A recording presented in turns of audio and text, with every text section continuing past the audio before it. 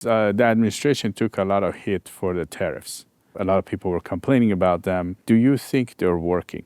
Yes, because it's driving companies to manufacture here or source here. So companies that make here have over the years sourced internationally. And sometimes it hasn't been by choice because other countries' market practices have either subsidized the cost lower, have regulated their monetary policies and devalued their currency, or drove overcapacity in certain industries. So all these things would sometimes drive American companies or American supply chain out of business over the years. And so companies here that needed to buy those products from that supply chain sometimes didn't have that choice, and so they'd have to go overseas. So do you see the country becoming more manufacturing oriented? So 20 years ago, about 20% of our workforce was manufacturing. Now it's at about 9%. And so are we going to have an extremely heavy country? I don't think so. But can we get back to 15, 20, 25% of our employment being manufacturing? I think we absolutely can, and we should. When we think about national and economic security, we have to manufacture the products that transport our goods, that help our warfighter, that help our supply chains both medically as well as logistically, and our transportation methods. We need to manufacture the key parts, components, systems, and end items that we need for our economic and national security. Now, Alex, this administration right now, the effort is to bring manufacturing back, and the trade policy is different than previous administrations. Is this going to last after the administration is gone, or is there going to be challenges when the new government comes in? I think that's always a concern, right? When administrations change over, the Congress is going to need to codify some of these into law.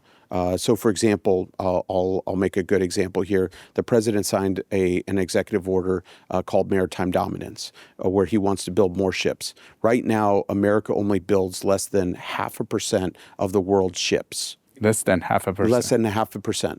So I think there's about 90% 50% of it's China. Wow. Another 40%, 35 to 40% is Korea and Japan. And then there's a few other countries that are about 5 to 10% of that. But America produces 0.5%. So all of those here in Long Beach, right, that people go down, and when you see those large container ships with all those, it says Maersk on the side, or these large container ships that are 1,000-foot long, right? All of those are made in China and Korea and some in Japan.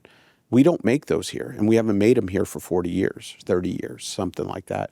And so the president signed an executive order for maritime dominance, where we're going to make more commercial ships, as well as ships that bring automobiles from Japan or Korea over to the U.S. or take our automotive exports over to those countries. Those automotive carriers aren't made here, or LNG carriers, or oil tankers, all these that transport energy, which is so important to us. We don't make any of those ships. And so that executive order is to drive policies for us to manufacture more steel, more of the hulls, more of the systems, and more of those boats. But we don't have a lot of those shipyards anymore because they've closed up because of that competition overseas. So that executive order is trying to drive that. Now, back to your question, there's a legislative bill called the SHIPS Act that Congress should pass that will help fund some of the needed areas to help us build larger commercial ships, and ultimately will help our naval shipbuilding efforts as well, which we build great warships, but we don't build a lot of commercial ships. Do we have to subsidize them, or is it possible to build them at a cost-effective way? I look at it not from a subsidy perspective. It's all about demand. So if there's international carriers that place orders to a U.S. shipyard and they get volume, because right now our shipbuilders build 1 or 2 or 3 ships of a kind at a time. And that is not high enough volume. So you have higher costs of materials, your labor costs, because you have to hire, then fire, and you have a lot of volatility when you only get orders of 2 or 3 ships at a time, and you have very low volume. Where we produce out of some of our shipyards 1 or 2 ships out of that shipyard a year, large shipyards in China or Korea are doing 1 or 2 per day. So they're going to be a lot more cost And effective. they're in a general. lot more cost effective. So you have a lot more volume of, so your steel prices are lower, your wages are lower because you are, they're still competitive, but they're able to be lower because you have a better trained workforce. They also have better technology. It also would get Welders- better if you build so many. Exactly, you get more efficient, and so you leverage the volume. So when there's demand, and so codifying, for example, a SHIPS Act would help drive demand to be placed at shipyards. And that's where it ties back to the foreign direct investment. In my role last year, we talked, and they still are, talking to, for example, Korean shipbuilders to come to America, set up a shipyard, or do partnerships with American shipbuilders, expand our capacity in order to make more ships here so we can be more cost effective. They'll bring their technology, but it'll be American workers and it'll be an American factory. So that's how, when you tie tariffs, encourage that production to come here. That foreign direct investment helps, along with incentives for those companies to come here, as well as congressional bills like a SHIPS Act, as an example, could then create incentives for American builders to do it. So I don't look at it, and I know that the administration doesn't look at it in the way of subsidies, but there are incentives, right, that can be codified legislatively. How much effort does it take to get this 20 trillion here? Do we, as a country, are we going and talking to these companies one by one and trying to get them to come here and invest here and sell them the idea that they're going to have a better future coming here than producing in their country? So what's happened that I can tell you from last year is that Secretary Lutnick did a great job around creating investment scenarios and bilateral trade agreements that created free, fair, and balanced trade arrangements.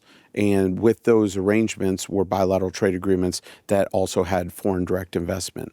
When people would see on the news that the president or Secretary Lutnick or others go to, or even Secretary Rubio, any of our administration officials go overseas and they're doing joint press conferences with those leaders, what they also do is they gather together companies there to meet with them and talk about investment, and they work with those companies beforehand to make announcements. So that's how that 20 trillion over last year was calculated. Is every time the president or administration officials will go, they are working with companies in that country to get commitments on how much money was going to be invested in America's industrial base. Now, Alex, was there a moment for you personally that you kind of thought the direction we were heading may not have been the right direction and you wanted to get involved?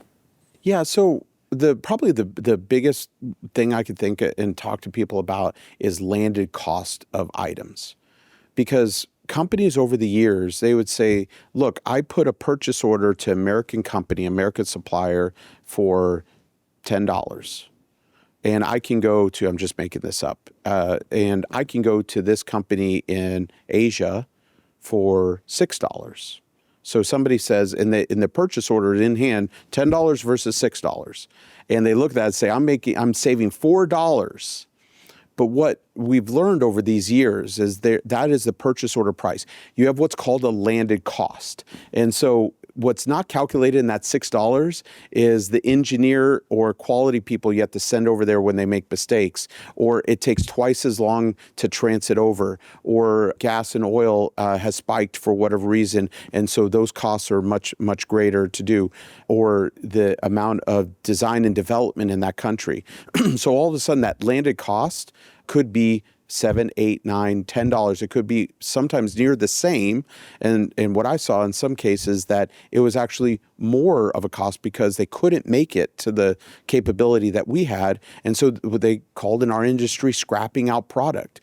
And it would just be this vicious cycle where they couldn't make the product and it became so expensive to support it. But everybody at the end of the day looked at, I have a $10 and a $6, I'm saving money. And in some cases they were, but in other cases, that's where I scratched my head as a program manager many years ago. And I said, we're actually spending more money on this product from somewhere else in the world than if we just bought it here in America. And it's not a perfect equation where it's exactly that like where it's always better. No, there's some times that it's better to do it somewhere else. But when you go through the massive pendulum swing we talked about, we went too far. And wherever there could be a dollar saved is where those things were outsourced. And I think we just went too far on it.